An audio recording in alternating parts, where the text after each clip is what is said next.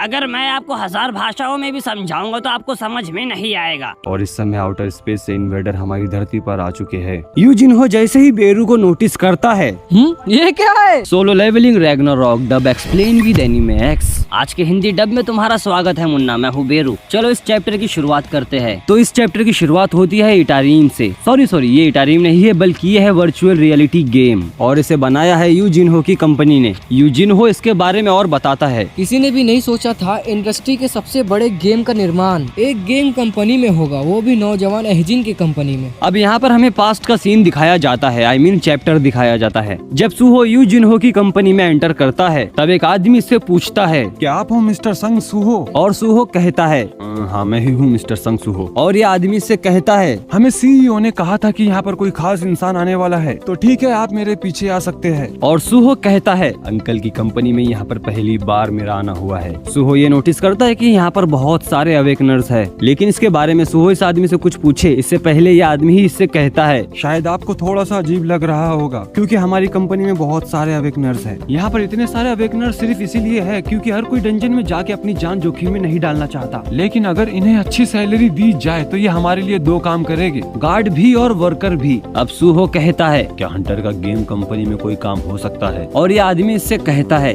दरअसल फिलहाल में हमारी कंपनी एक प्रोजेक्ट पर काम कर रही है, लेकिन सॉरी इस बात के लिए, लेकिन मैं आपको इसकी जानकारी नहीं दे सकता। अब सुहो कहता है, अच्छा तो ये गेम बना रहे हैं जो हंटर से सिमिलर है। अब सुहो पहुंच जाता है यूजिनहो तक और यूजिनहो सुहो से कहता है, जब कोरिया यूनिवर्सिटी ऑफ आर्ट्स वाला इंसिडेंट हुआ था तब तुम्हारी पावर जागने की खबर मिली थी। तुम्हारी आंटी तो तुम्हारे लिए बहुत परेशान हुई थी। और सुहो कहता है, सॉरी अंकल मुझे इसके लिए माफ कर दीजिए, लेकिन बिजी होने के कारण मैं आपसे कांटेक्ट नहीं कर पाया। यूजिनहो सुहो की तारीफ करते हुए कहता है, तुम काफी बड़े हो गए हो सुहो, लास्ट टाइम जब तुम्हें देखा था तब में और अब में बहुत फर्क है। अब सुहो यूजिनहो से कहता है, अंकल बातें होती रहेगी लेकिन आपको पहले ये देखना चाहिए। अब यूजिनहो सुहो से कहता है, लगता है तुम सीधा मुद्दे पे आ रहे हो, मुझे लगा था हम थोड़ी और बातें करेंगे। अब यहाँ पर पिछले चैप्टर की कहानी हमें दोबारा से दिखाई जाती है। सुहो का बिजनेस प्रपोजल ये एक्सेप्ट कर लेता है और उसके बाद ये होता है, जैसे ही यूजिनहो इसका प्रपोजल एक्सेप्ट करता है तो अपना सुहो इससे कहता है, यस अगर आप मेरी मदद करते हैं गेट की परचेसिंग में और जरूरी गेट मेंबर्स को अरेंज करते हैं तो मैं सभी एसेंस स्टोन एजिन कंपनी को बेच दूंगा जो मुझे उन डंजन्स में मिलेंगे और मैं आसानी से A, D और C रैंक डंजन को क्लियर कर पाऊंगा। यूजिनहो इसकी बातें सुनकर गुस्सा हो जाता है और ये सुहो से कहता है, अच्छा तो तुम्हारा मतलब ये है कि तुम इन डंजन्स को अकेले ही पूरा करने वाले हो? सुहो कहता है,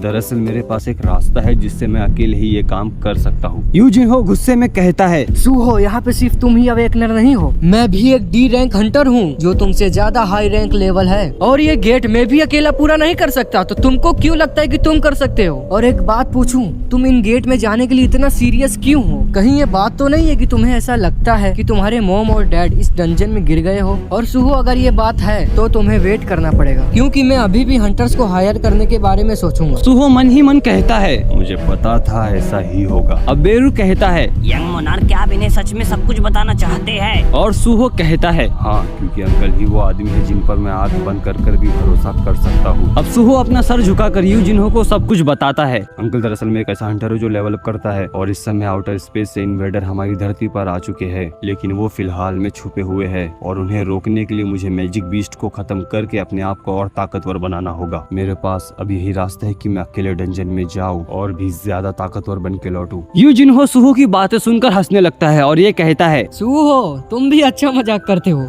लगता है तुमने सोलो लेवलिंग प्रोजेक्ट के बारे में सुन लिया है। तो सोलो लेवलिंग ये क्या है? यूजिनहो कहता है, मैं अब समझा, लगता है तुम मेरे साथ प्रैंक कर रहे हो ताकि तुम मुझे टेंशन में देख सको। जिसके बारे में तुमने अभी बात की, दरअसल ये मेरे गेम सोलो लेवलिंग का हिस्सा है। असल में इसकी कहानी कुछ इस तरह होगी कि एक कमजोर इंसान E रैंक हंटर से धीरे धीरे S रैंक हंटर से भी ज्यादा ताकतवर कैसे हो जाता है। लगता है तुम्हें किसी तरह इसके बारे में पता लग गया है, तो मुझे तुमसे इसके बारे में छुपाने की कोई जरूरत नहीं है। अब सुहो मन में कहता है, लगता है ये डैड की स्टोरी पर बेस्ड है। अब बेरू सुहो की शर्ट से बाहर आकर कहता है, अरे नहीं, भला तुम्हें पिछली दुनिया की यादें कैसे याद होगी? यूजिनहो जैसे ही बेरू को नोटिस करता है, ये क्या है? यूजिनहो बेरू को देखकर डर जाता है और ये कहता है, सुहो ये क्या चीज है जिसका डर नहीं है? बेरू कहता है, यंग मोनार्क लगता है मुझे ही कुछ करना पड़ेगा। और सुहो कहता है, बेरू अब तुम क्या करने वाले हो? पिछली टाइमलाइन की यादें आपके दिमाग में नहीं है, लेकिन आप वो है जिसने शैडो मोनार्क की कई सारी लड़ाई को देखा है और सिर्फ आप मेरे पसंदीदा इंसान थे। बट बट मेंशन नॉट, आपकी सोल में अभी भी वो यादें हैं।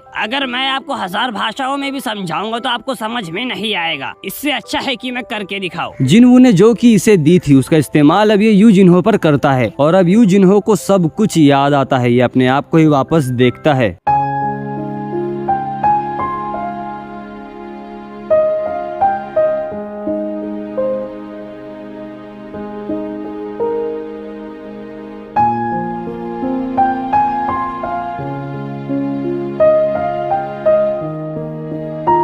सब कुछ याद आने के बाद यू जिनहो रोने लगता है और सुहो बेरू से कहता है, बेरू तुमने अंकल के साथ ये क्या किया? फिक्र मत कीजिए, इनकी पुरानी यादें वापस आ रही है। अच्छा तो ये बात है, उनकी अनलिमिटेड पावर अब उनके बेटे यानी तुम में है। अब सुहो कहता है, आपने सही कहा, बस थोड़ा सा डिफरेंस है। दूसरे यूनिवर्स के गोट जिन्हें इटारिंग के नाम से जाना जाता है वो हमारी दुनिया में आ चुके हैं और जिनवू दूसरे यूनिवर्स में है ताकि वो हमारी दुनिया की रक्षा कर सके। और सुहो कहता है, हाँ, और इसी कारण मुझे और ताकतवर होने की जरूरत है ताकि मैं इटारिम इन्वेजन रोक सकूं।